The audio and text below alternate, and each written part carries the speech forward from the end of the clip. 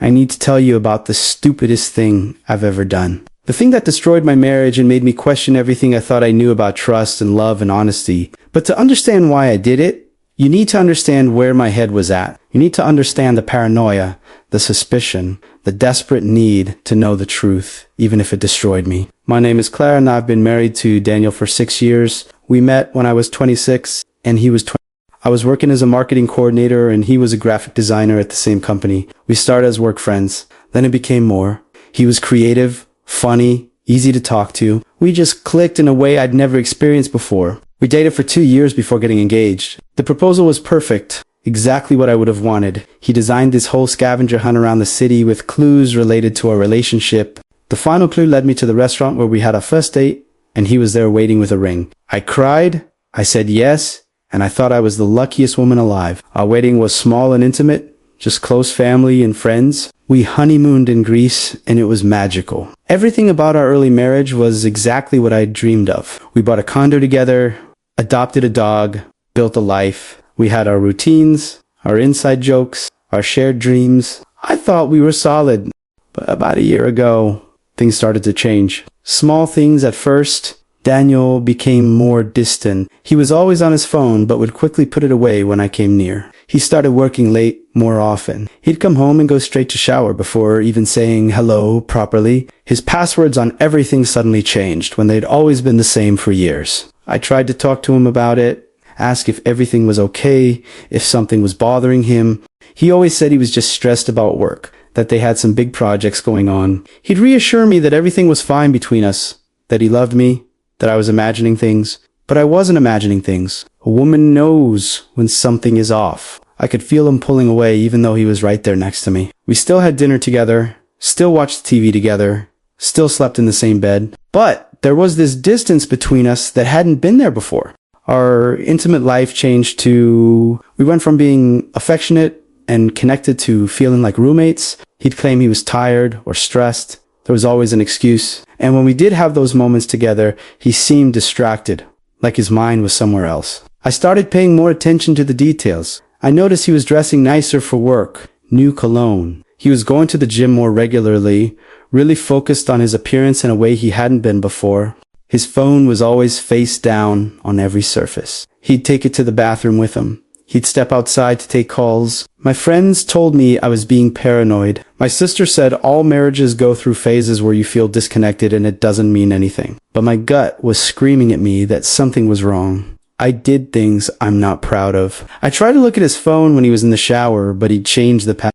I checked our cell phone bill and saw he was texting a number I didn't recognize constantly. When I called it from a different phone, it went straight to voicemail with just a generic greeting. I looked through his laptop when he left it open once, but he'd cleared his browser history. The more I tried to find evidence, the more careful he became. It was like he knew I was looking, and that made me even more suspicious. If he had nothing to hide, why was he being so secretive? I became obsessed. I'd lie awake at night while he slept and wondered who he was texting, where he really was when he said he was working late. If the shower he took the moment he got home was to wash away evidence of being with someone else, it was eating me alive. 3 months ago, I hit my breaking point. I was scrolling through social media when I saw an ad for a dating app, and suddenly I had this idea, a terrible, desperate idea.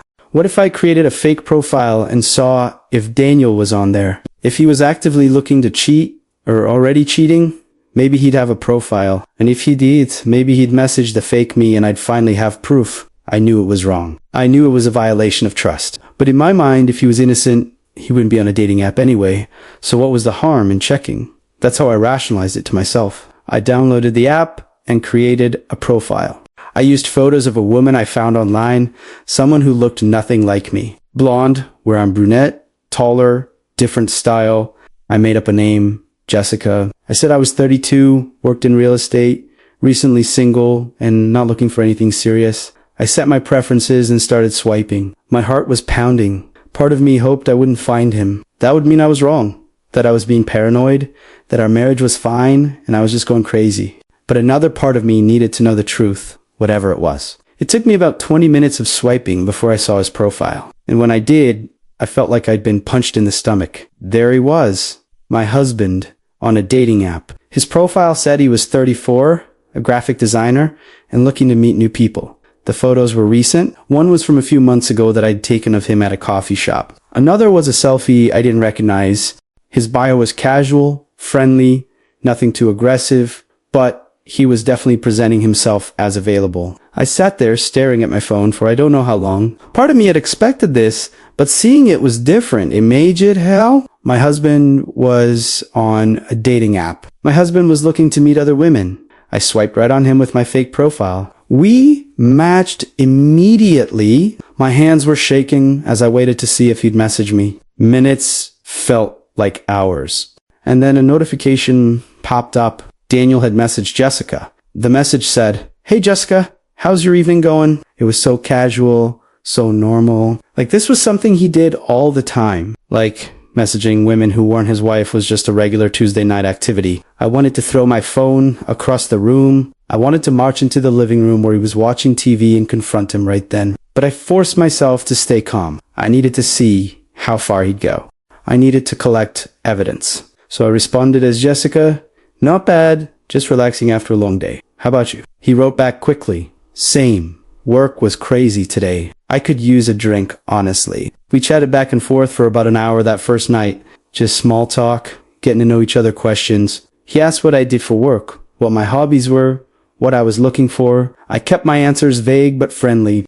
He told me about his job, about how he loved design, about how he was recently out of a relationship and ready to meet someone new. Recently out of a relationship, we were married. We lived together. I was literally in the next room. That first night ended with him saying, "I've really enjoyed talking to you, Jessica.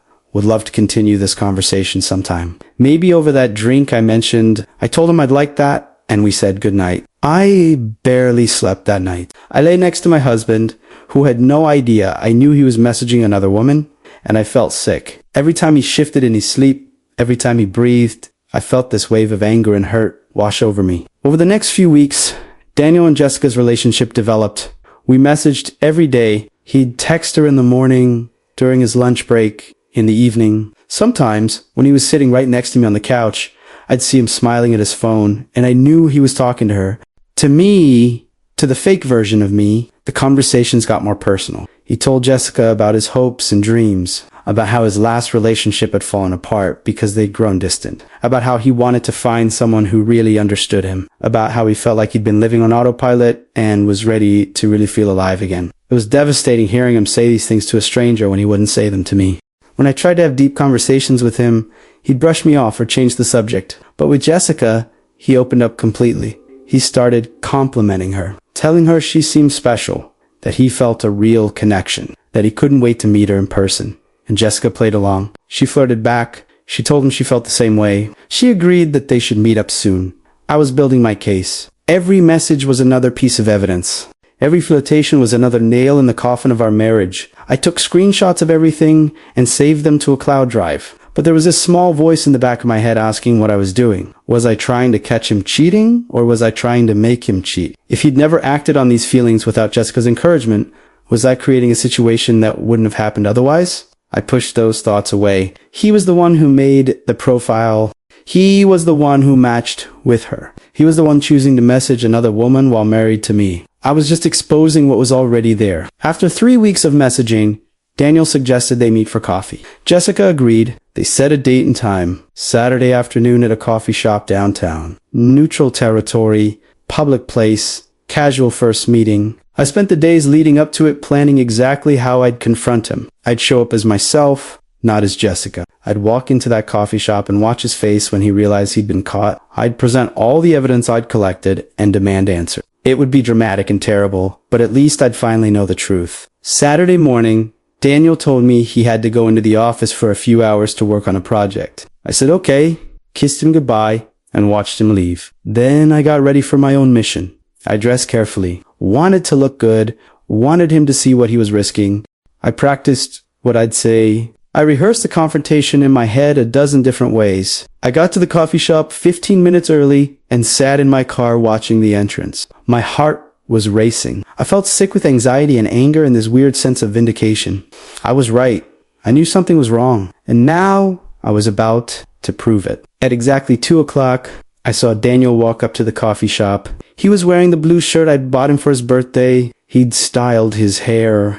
He looked nervous and excited. He checked his phone, presumably to see if Jessica had messaged him. I waited 5 minutes to let him get settled and start wondering where she was. Then I got out of my car and walked toward the coffee shop. When I walked in, I saw him immediately. He was sitting at a corner table, 2 coffee cups in front of him. He'd ordered for both of them. He was checking his phone, looking toward the door every few seconds. I walked straight to his table. "Hey, Daniel."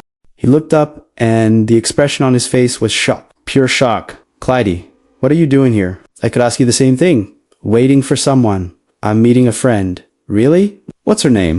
"Jessica, maybe." The color drained from his face. "How do you ... double quotes, how do I know?" "Because I'm Jessica. I created that profile. I've been messaging you for 3 weeks. Every conversation you thought you were having with some woman from a dating app, you were actually having with your wife."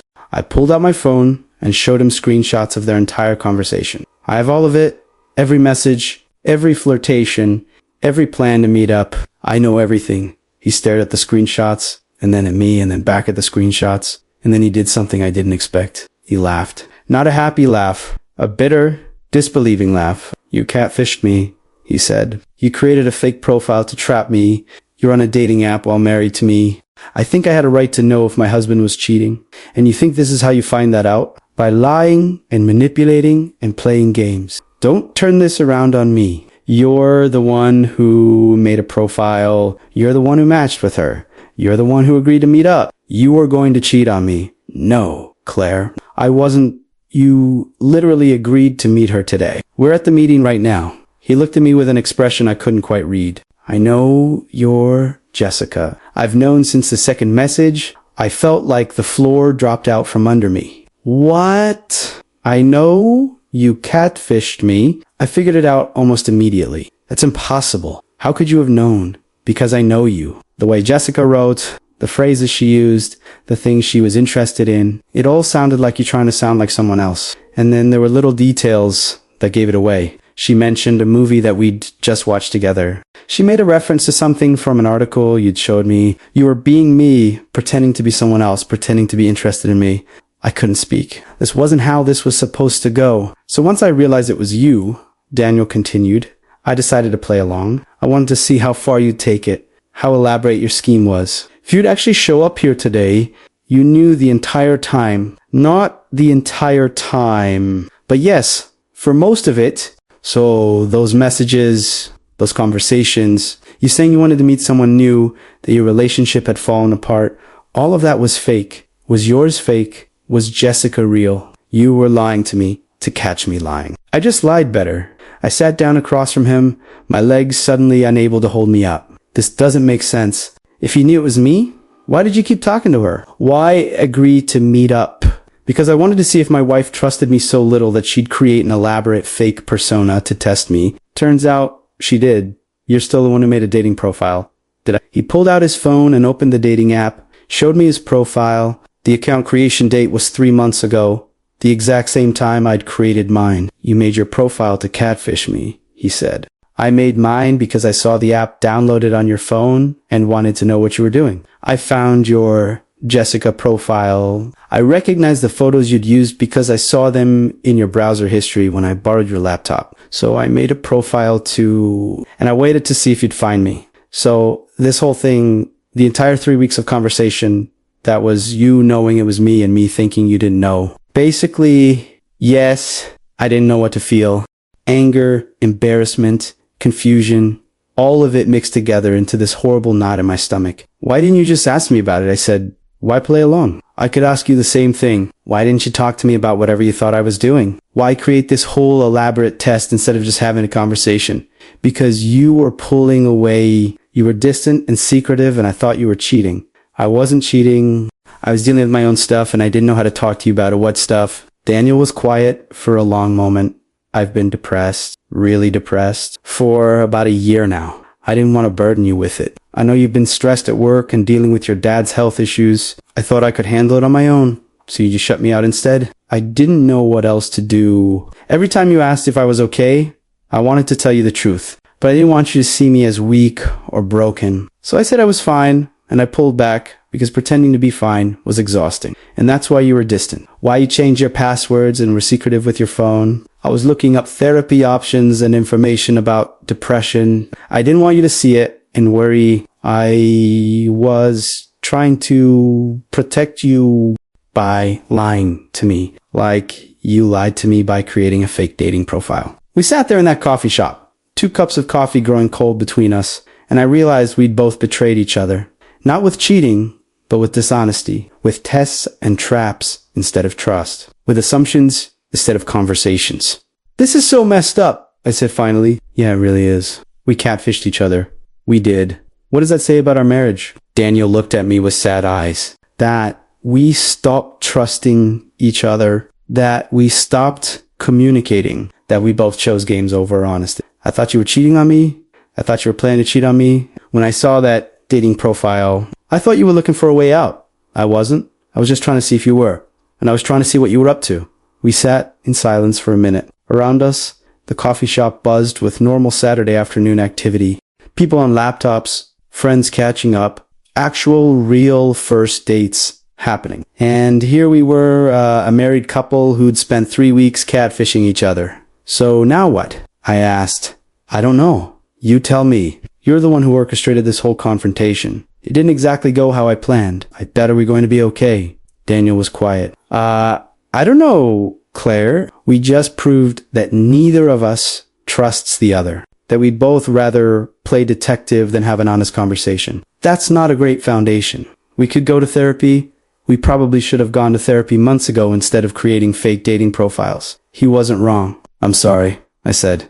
I'm sorry I didn't trust you. I'm sorry I created Jessica instead of just talking to you. I'm sorry too. I'm sorry I shut you out. I'm sorry I made you feel like you couldn't trust me.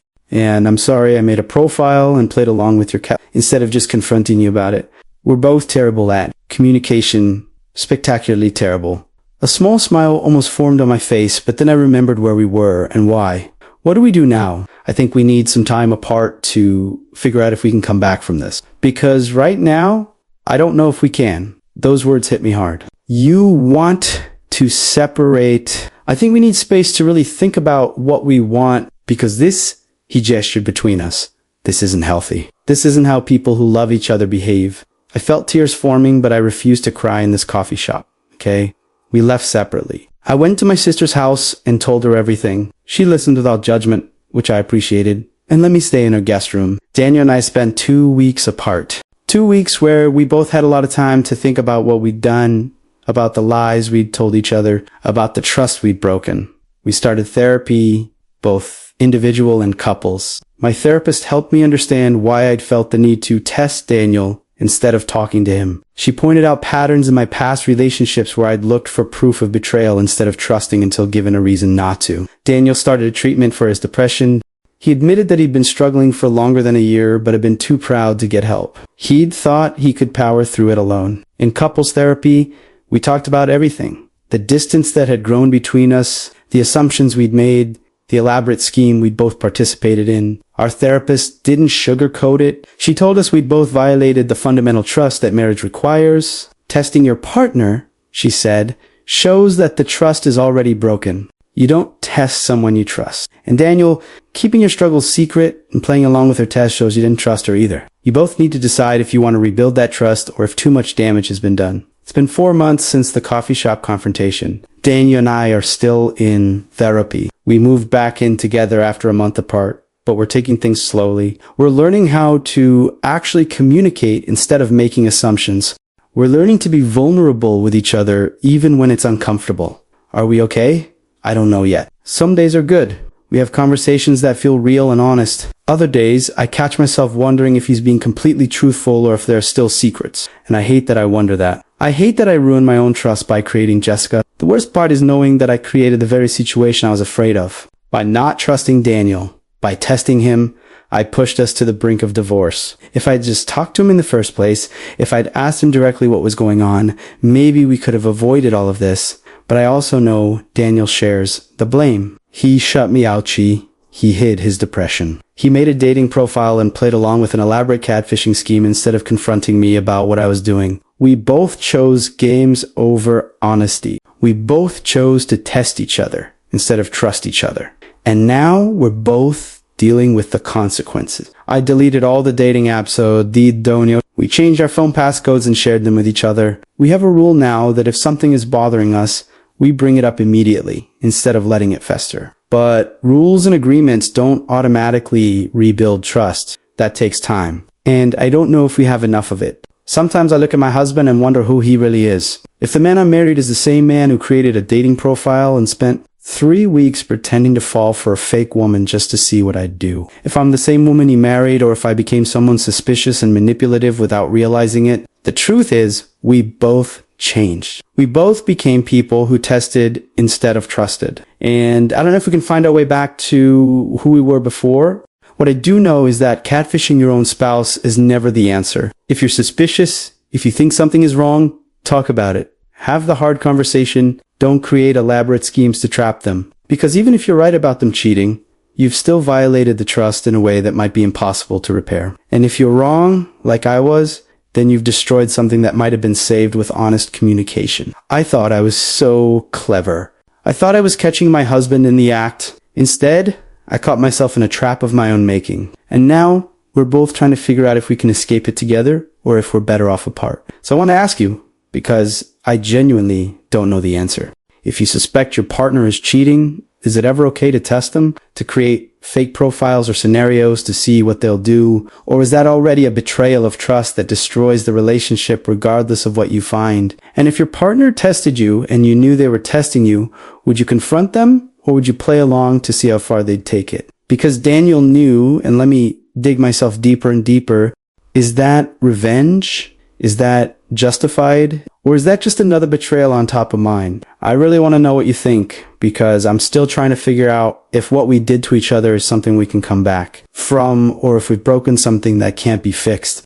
If you suspected your partner was cheating, would you ever create a fake profile to test them? And if you discovered they were testing you at the same time, could you come back from that? Is testing your partner ever justified, or is it always a betrayal of trust? I really need to hear your thoughts on this, because I'm still trying to figure out if my marriage can survive what we did to each other.